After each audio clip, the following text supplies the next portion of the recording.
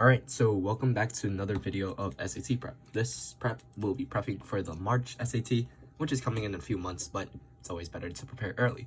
So why don't we begin? We have 5 questions here. Let's go over them. Question 20. If A is inversely proportional to B and B is equal to 5, when A is equal to 3, what is the value of B when A is equal to 10? So let's set up a table dealing with A and B. So we have A and B. So when B is equal to 5 when A is equal to 3. So 3 and 5. And what's the value of B? So I'll just put this as X when A is equal to 10. So the question says it's inversely proportional. So it means we have to set up a quick proportion. So basically, we have to just cross multiply. That's our proportion. So instead of normal proportions where you multiply by some value and then you multiply the same value here, we don't do that. Instead, we just are going to do cross multiplication. So in this case, 10 times 5 is 50. That should be equal to 3 times X. So it's cross multiplication, we make this butterfly looking thing, and that's it. So to find X, we just divide both sides by 3, because 3 divided by 3 cancels out, giving us X is equal to 50 divided by 3, also meaning our answer has to be D.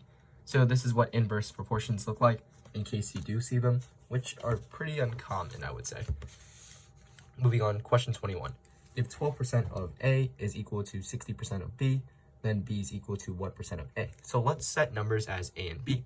So I would like to call B equal to 100. You can set it to whatever number you want, but I just want to set it at 100. So 60% of 100 is what?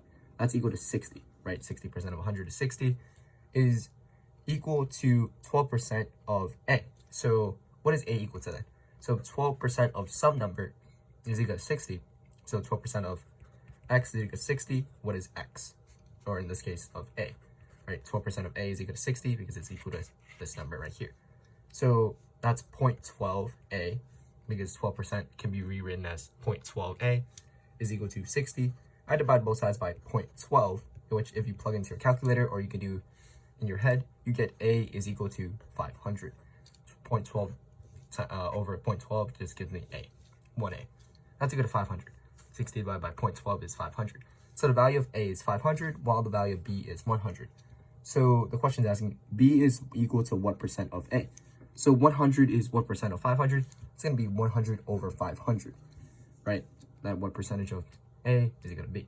So 1 over 500, 100 over 500 gives me 1/5, which is equal to 20%, if you guys know your common fractions. So 20% is going to be your answer, as B is 20% of A, meaning your answer has to be A. What a coincidence. Okay, so question 22. Which of the following, what is the value of 2x squared minus 4x minus 3 when x is equal to negative 5? This question is pretty simple because all we have to do is plug in the value of negative 5 into this equation, giving us 2 times plug in negative 5 squared minus 4 times x, which is negative 5 minus 3. You see how I just substituted the value of negative 5 in for x? So doing this, what do? All we have to do is simplify. Now we get 2 times, what's negative 5 squared? Negative 5 times negative 5 is positive, right? Negative times negative is positive. 5 times 5 is 25. Minus, what's 4 times negative 5? That's going to give us negative 20. Positive times negative is negative. Minus 3. Simplify everything. 2 times 25 is 50. Negative is positive, so that's plus 20. And minus 3. 50 plus 20 is 70. 70 minus 3 is 67. Meaning answer is B. So you just have to simplify. You guys can probably do this faster in your head if you know every number. But basically, you have to make sure that all your negatives and positive, they work out, right? So negative times negative is, positive times negative is negative, and negative make positive. Remember those rules. Question 23. In the figure above, what is the value of y? So looking at this figure right here, we have something called an interior angles. So here's a theorem you guys should remember. The sum of the interior angles is equal to the measure, let me just write over, of the exterior angle. So I'll show you what that means. Excuse my handwriting, but I'll repeat it one more time.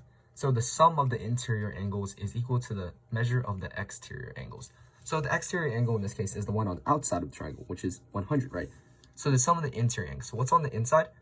Don't count x, the angle touching the 100. So it's just these two. So these two count as the interior angles, right? they're inside the triangle, but they're not touching the exterior angle. So the sum of them, y plus y, which is 2y, is equal to the measure of the exterior angle. So what's the exterior angle? It's the angle on the outside, which is 100. So it's the value of y, divide both sides by 2, giving you y is equal to 50. And the question is asking for y, so we don't have to do any more work than that, meaning the answer has to be C, 50. Moving on, question 24. If 1 over b plus 1 over b plus 1 over b plus 1 over b is equal to 12, then b is.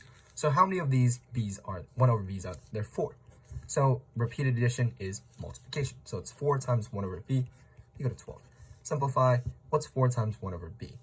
Well, basically, 4 can be rewritten as 4 over 1 times 1 over b equal to 12. Right, 4 is 4 over 1. Multiply across, 4 times 1 is 4, over 1 times b, which is b, and that's equal to 12. And now, how do we solve for b? So what I would do in this case is I would multiply both sides by b. I'll show you why. So b times something over b cancels out, right? So because b over b is 1, so that just leaves me 4 on this side. That's equal to 12b. Now, 12b is equal to 4. How do we solve for that? We divide both sides by 12, because opposite of multiplication, 12 times c, is division. 12 over 12 gives me just b. That's equal to 4 over 12, which is 1/3, right? 4 over 3 simplifies to 1/3. So the value of b is 1/3, and that's what the question is asking for. Meaning my answer has to be C. So these questions were not the most challenging questions, but I think they give you a pretty good example of what the common questions on the SATs are. So thank you guys for watching. If you guys want to check out my other study guides, make sure to check them out. There's the one for December, and that's in the bio or in the description. So see you guys soon, and thank you guys for watching.